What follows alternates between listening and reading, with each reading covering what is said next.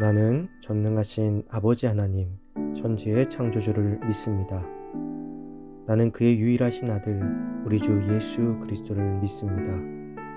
그는 성령으로 잉태되어 동정녀 마리아에게서 나시고 본디오 빌라도에게 고난을 받아 십자가에 못 박혀 죽으시고 장사된 지 사흘 만에 죽은 자 가운데서 다시 살아나셨으며 하늘에 오르시어 전능하신 아버지 하나님 우편에 앉아 계시다가 거기로부터 살아있는 자와 죽은 자를 심판하러 오십니다.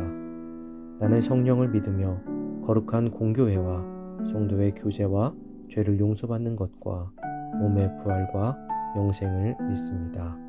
아멘.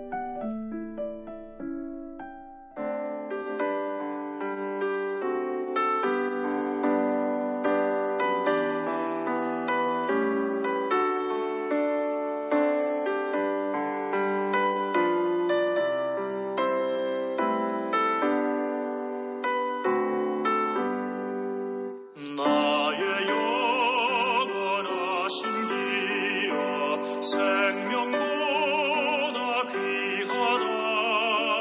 나의 갈 길 다가도록 나와 동행하소서. 주께로 가까이 주께로 가오리. 나의 갈 길 다가도록 나와 동행하소서. 세상 복 위하니라. 모든 병에 버리고 험한 길을 가는 동안 나와 동행하소서. 주께로 가까이 주께로 가오리. 나의 갈 길 다가도록 나와 동행하소서.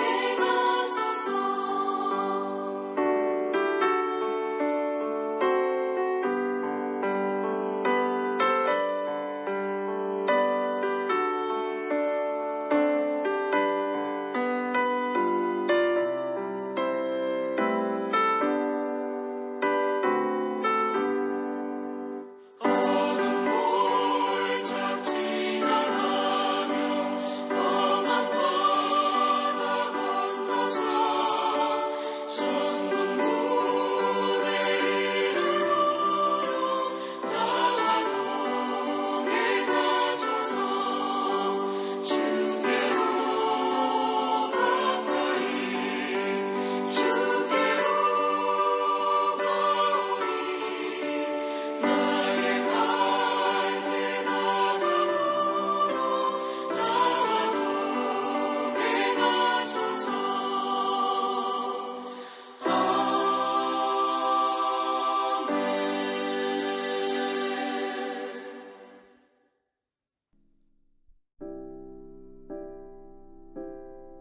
이 시간 하나님께서 우리에게 준 말씀은 출애굽기 6장 25절에서 30절입니다.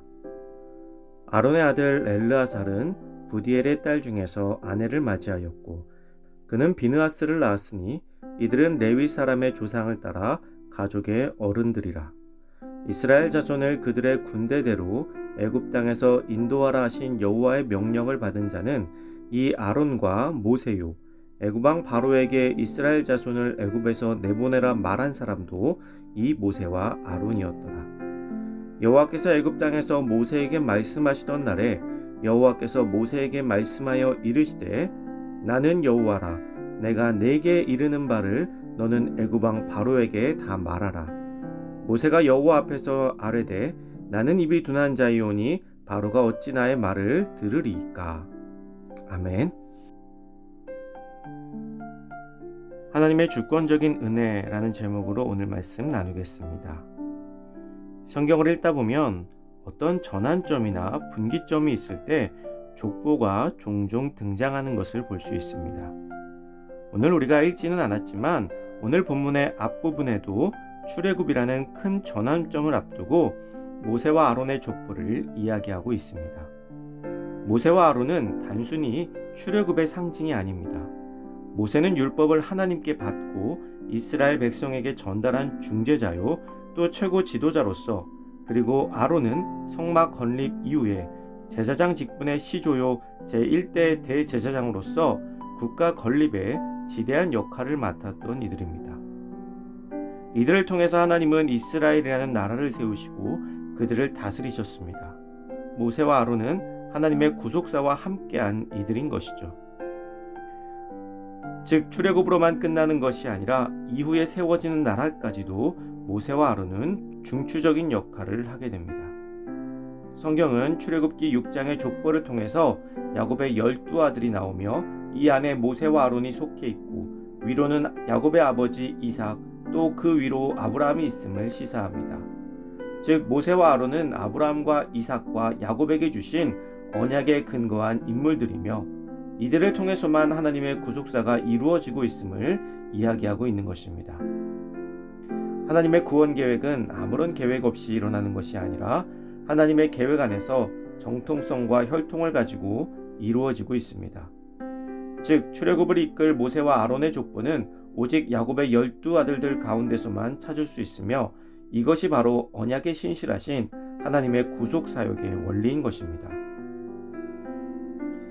하나님께서는 이 구속사역의 원리로 모세와 아론을 세우셨습니다. 그런데 족보를 잘 살펴보면 어떤 규칙이 있는지 알 수가 없습니다. 어떤 때는 장자를, 어떤 때는 둘째를, 어떤 때는 셋째를 통해서 그 족보가 이어집니다. 아론과 모세는 레위의 자손들이죠. 레위는 셋째 아들이었습니다. 그리고 레위의 세 아들들 가운데 두 번째 아들인 고앗을 거쳐 고앗의 장자인 아므람을 통해 모세와 아론이 태어났습니다. 그 어떠한 규칙도 없는 것처럼 보입니다. 그런데 여기에 하나님의 원리가 담겨져 있습니다. 오직 하나님의 주권적인 은총에 근거한다는 거예요. 모세에게 하나님의 능력의 지팡이가 쥐어진 것도 바로 이 원리에 근거한 것입니다. 우리 인간들은 절대자요 창조자인 하나님께 이 원리에 대해서 왜 그러냐고 따질 수가 없습니다. 그때그때 들어쓰시는 방법이 다르기 때문에 왜 이번에는 그렇습니까? 이렇게 따질 수가 없죠. 그리고 그것은 하나님의 뜻이기에 우리 같은 피조물로서는 하나님께 이야기할 수가 없습니다. 그런데 반대로 이것이 우리에게 은혜가 됩니다. 어떤 규칙이 있고 반드시 그 규칙에 합한 사람만 하나님께서 들어쓰신다면 그 외의 사람들은 아예 시도조차 할 수 없을 것입니다. 요즘 금수저, 은수저, 흙수저를 이야기하죠. 부모님의 재력과 신분에 따라서 자기가 물고 태어난 수저를 이야기하는 것입니다. 그리고 그 수저가 사회적 계급이나 재력이 낮은 경우 흙수저를 물고 나왔다라고 이야기합니다. 어찌 보면 그 수저론이 우습기도 하면서 그렇게 매겨진 수저를 벗어나는 것이 쉽지 않은 것이 사실이라 안타깝기도 합니다. 아주 성공한 어떤 사람이 젊은 청년들 앞에서 강연을 하게 되었습니다. 그 강연의 내용은 이거였어요. 자기도 여러 번 실패했지만 포기하지 않고 또 실패해도 굴하지 않자 이렇게 성공할 수 있었다는 것입니다. 그러면서 청년들에게 포기하지 말고 언젠가 성공할 수 있다는 믿음을 가지고 나아가라는 거였어요. 그러나 의외로 사람들의 반응은 시큰둥했습니다. 왜냐하면 그 성공한 사람은 금수저를 넘어 다이아몬드 수저였기 때문이에요.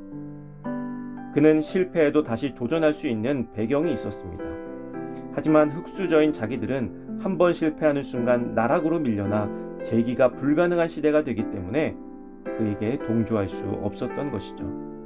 그래서 아예 포기하고 사는 사람들이 늘어나는 것 같습니다. 그러나 하나님의 원리는 다릅니다. 지극히 하나님의 주권적인 은총에 근거합니다. 그래서 금수저가 아니어도 쓰임받을 수 있습니다. 내가 어떠한 사람이든지 간에 하나님께서 하시고자 하시면 이루어지게 되는 것이죠. 모세와 아론은 출신 성분과 상관없이 하나님께 쓰임을 받았고 그 한계를 벗어나 위대한 지도자들이 되었습니다. 사랑하는 성도 여러분, 우리도 우리의 삶에 한계 지우지 않기를 소망합니다. 그 한계를 넘어서 이끌어 주실 하나님의 놀라운 은총을 바라보며 오늘도 믿음으로 승리하는 하루가 되시길 주님의 이름으로 축복합니다.